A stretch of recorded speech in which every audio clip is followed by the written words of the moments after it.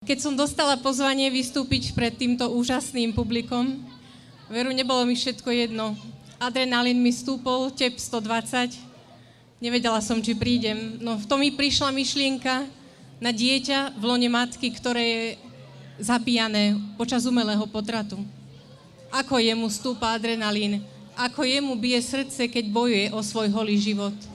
Myslela som na 22 detí denne, ktoré na Slovensku zabíjame umelým potratom. Ale som tu tiež preto, aby som vám priniesla posolstvo nádeje. Som tu ako zástupca medzinárodnej najväčšej pro-life akcie Za život, 40 dní za život, 40 Days for Life, ktorá má už vyše 1 000 000 dobrovoľníkov, ktorí sa chodia modliť pred potratové kliniky. Počas 40 dní sa postia.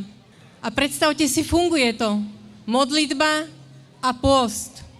Dôkazom toho, od roku 2007 poznáme vyše 23 000 žien, ktoré sa rozhodli nechať si dieťa, rozhodli sa pre život, nie pre smrť, ktoré sa priamo pri týchto potratových klinikách obrátili a nehali si dieťa.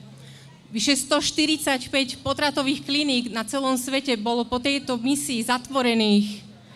Viac ako 250 potratárov prestalo vykonávať umelé potraty a dnes sú horlivými zástancami života.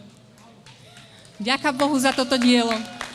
Skutočne zažívame tieto neuveriteľné zázraky a zmeny srdc.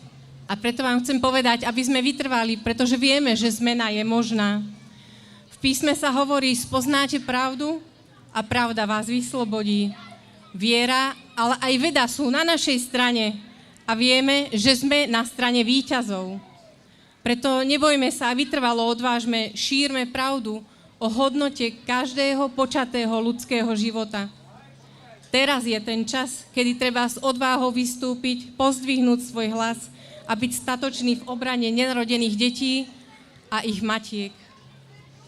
Verím, že v tejto sile nás všetkých a s Božou pomocou jedného dňa príde deň, kedy umelé potraty na Slovensku nielen budú postavené mimo zákon, ale budú nemysliteľné. Ďakujeme, že Bratislava dnes ukázala, že je za život.